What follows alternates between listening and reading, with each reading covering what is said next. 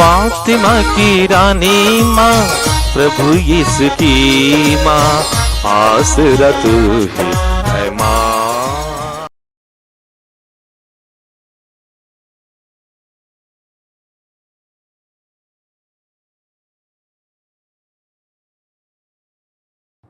पहला पाठ रोमियो के नाम संत पौलुस का पत्र, अध्याय 8, पद संख्याएं 12 से 17 तक।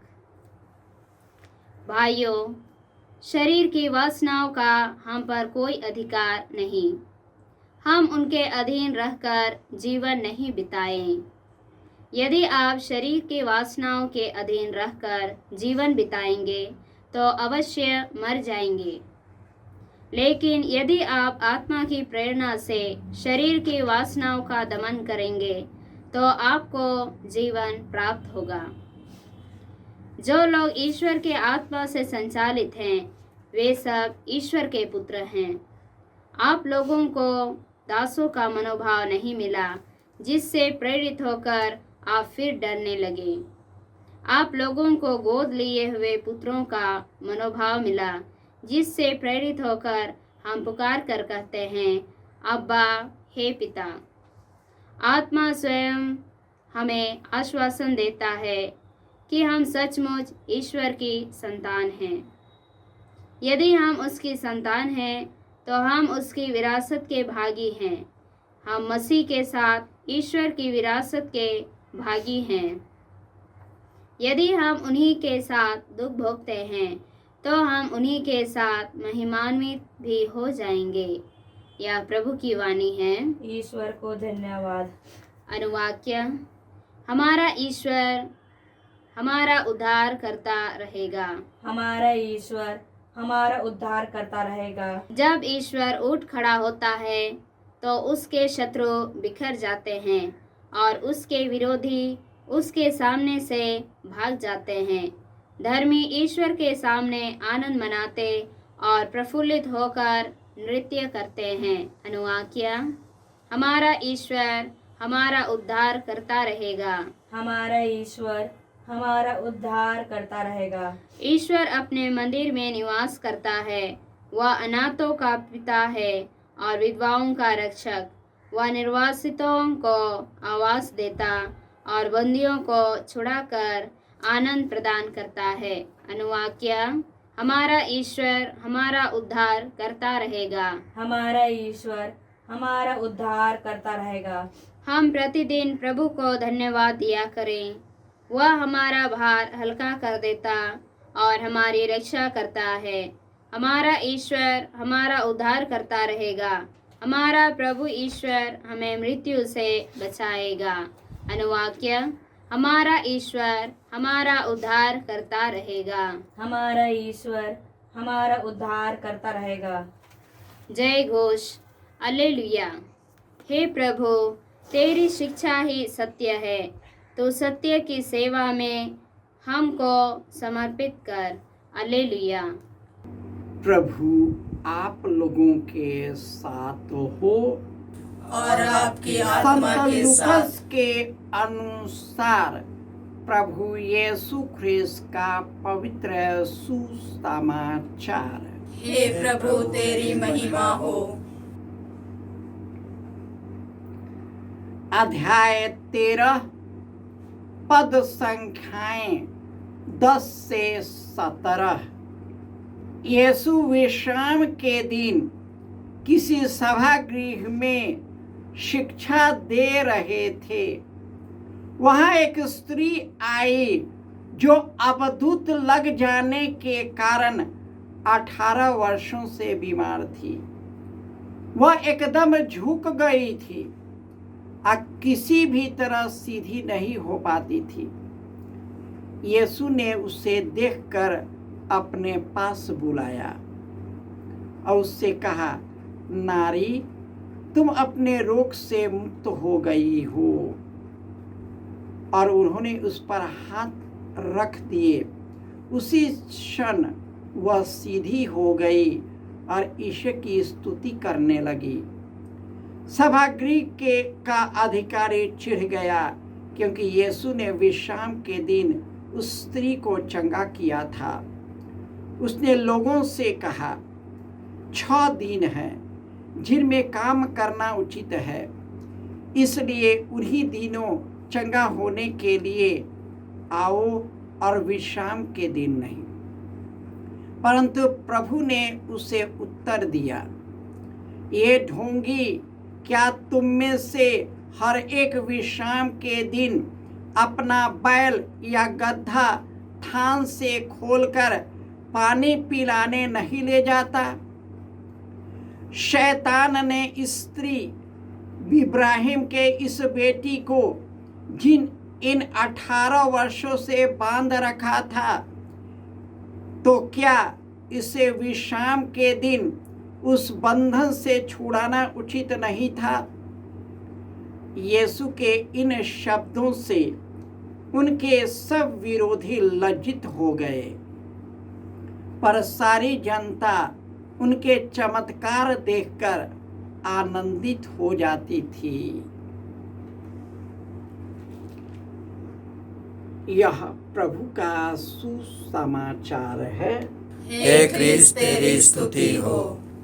ख्रिस्त में प्यारे भाइयों और बहनों, आजकल के सुसमाचार में प्रभु सभागृह में एक स्त्री को देखा जो 18 वर्षों से बीमार थी, बिल्कुल झुक गई थी।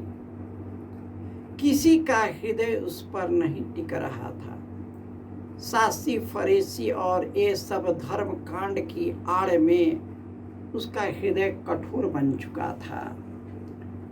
न वह ईश्वर को जानता है, न ईश्वर को पहचानता है। उसका हृदय प्रेम और करुणा और आत्मा से भरा नहीं है, छल कपट से भरा है। ईश्वर ने उसे चंगा किया, यीशु ने चंगा किया, इन लोगों ने उसमें खोट निकाला।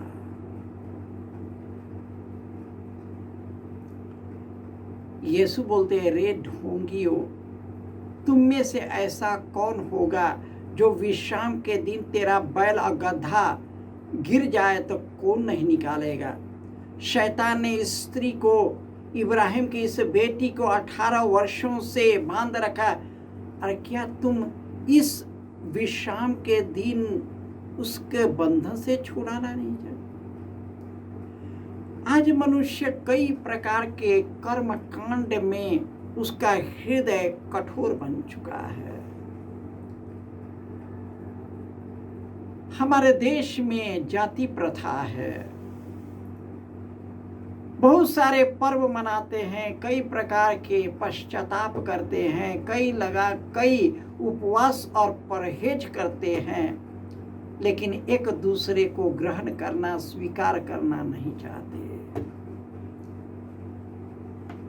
एक दूसरे से घृणा करते हैं, लेकिन वही शरीर की वासना में बह करके जब दलित लड़कियों की बेइज्जती और बलात्कार करते हैं, उससे वे अशुद्ध नहीं होते।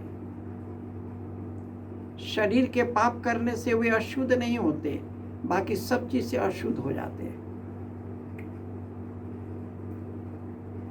अछूत मानते हैं।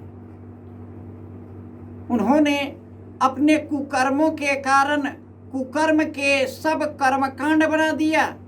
अब मनुष्य को मनुष्य से अलग, यह पाप है, यह कुकर्म है, यह ईश्वर है। रे ढोंगी,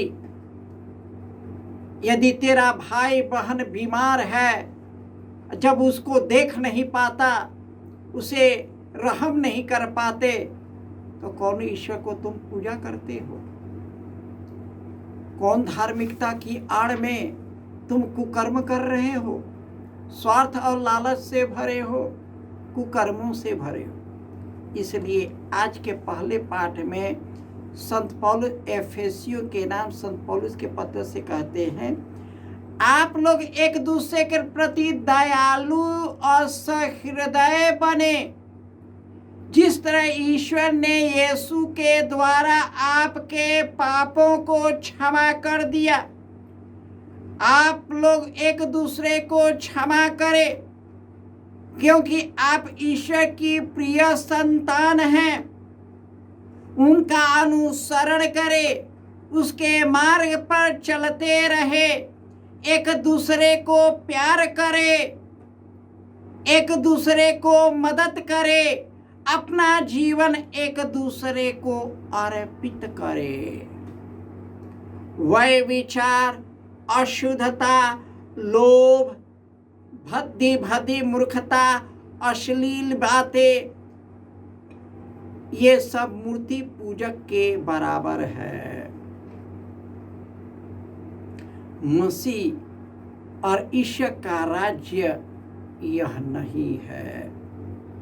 निरर्थक धोखा में मत फंसिए, परंतु आत्मा द्वारा संचालित होकर यीशु से जुड़ करके ईश्वर के प्रेम और करुणा से भर जाए, ताकि वह प्रेम और करुणा सबों के साथ और सबों के साथ एक हो जाए, ताकि हम सभी एक दूसरे को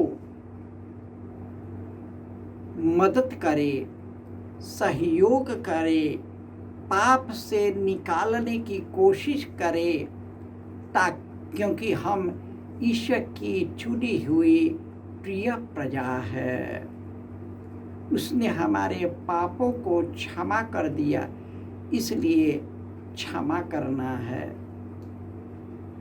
जब हम पाप करते हैं और जो भी मनुष्य अपने पाप को समर्पित करता है, पश्चाताप करता है, ईश्वर के पास लौट आता है, ईश्वर उसे अपना लेता है। इसलिए हमारे हृदय के छल कपट को, लोभ को, दुष्टता को, हमारे शरीर की वासना को, लालच को, गालियों को, लंपटता को, जो मूर्तिक पूजक के बराबर है, सबों को समर्पित करें। इन सब बंधन को ईश्वर के चरणों में समर्पित करें और हम अपने हृदय को शुद्ध बनाए रखें, शरीर को शुद्ध बनाए रखें, मन को शुद्ध बनाए रखें, ताकि यीशु के साथ अनंत जीवन प्राप्त कर सके। जय यीशु।